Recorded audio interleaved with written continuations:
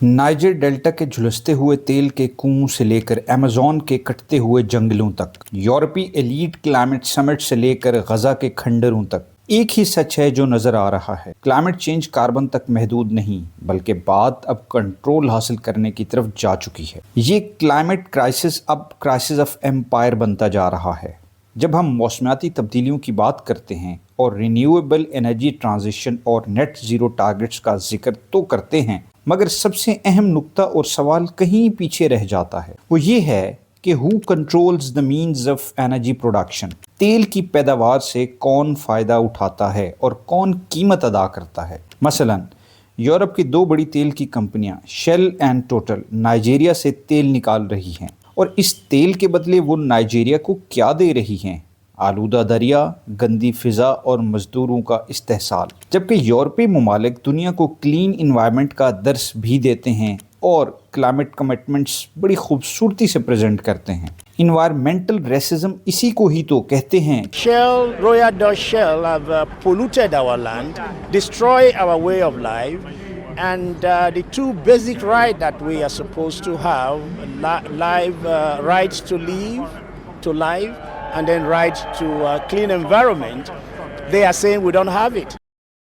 अपना मुल्क साफ और दूसरों की फ़ज़ा बर्बाद की जाए। ये एक्सीडेंटल नहीं है, बल्कि सिस्टमैटिक है। कलोनियलिज्म जो पहले स्लेव्स एंड स्पाइसेस निकाल कर ले जाती थी, आज नियो कलोनियलिज्म ऑयल और लिथियम एक्सट्रैक्ट करती हैं। इंपीरियलिज्म या बादशाहत ख़त्म नहीं हुए, बल्कि आज उन्होंने वक्त के तकाज़ों को मद्देनज़र रखते हुए भेस बदल लिया है। नियो कॉलोनियलिज्म या नया नौ आबादियाती निज़ाम आज दुनिया के कमज़ोर ममालिक को ट्रेड पॉलिसीज़, IMF के कर्ज़ या फिर वसाइल के कंट्रोल से ग़ुलाम बनाता है। मगरबी ममालिक आज भी कार्बन एमिशंस में सबसे आगे हैं, मगर ग्लोबल साउथ में अपने कार्बन ऑफसेटिंग प्रोजेक्ट के नाम पे वहाँ के मकामी लोगों को माइग्रेशन या एक्सप्लॉयटेशन पर मजबूर करते हैं। ये बिल्कुल ऐसे ही है कि गार्बेज आप खुद पैदा करें और डंप किसी और के घर पर करें। ये कार्बन कलोनियलिज्म की एक मिसाल है, जहां आप दूसरे ममालिक के जंगलात पर कब्जा जमा कर कहते हैं कि ये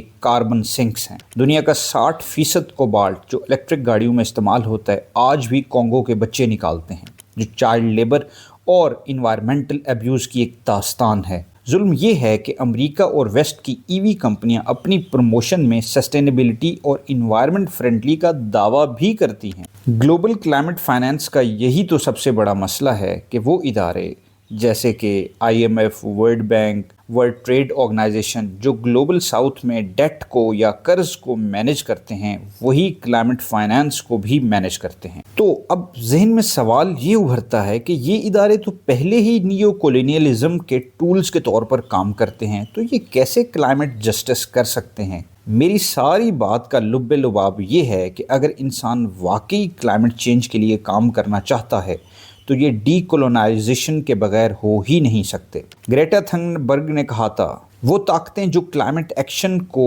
रोकती हैं, वही दुनिया में जंगी जुनून का सबब भी बनती हैं।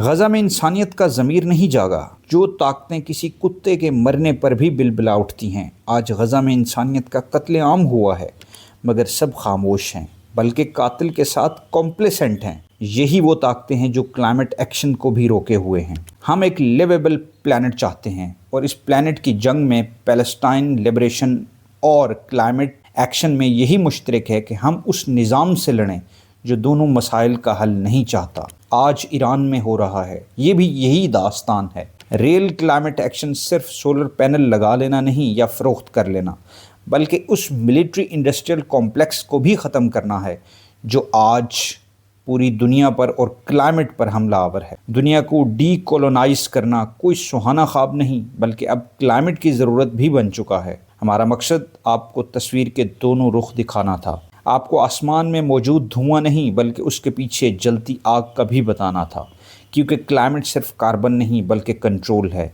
और ज़मीन बचाने के लिए हमें इस कंट्रोल को ख़त्म करना होगा। इकोलेंस को सब्सक्राइब करें, लाइक और कमेंट के बाद इस वीडियो को शेयर लाजमी करें ताकि ये आगाही हर शख्स तक पहुंच सके।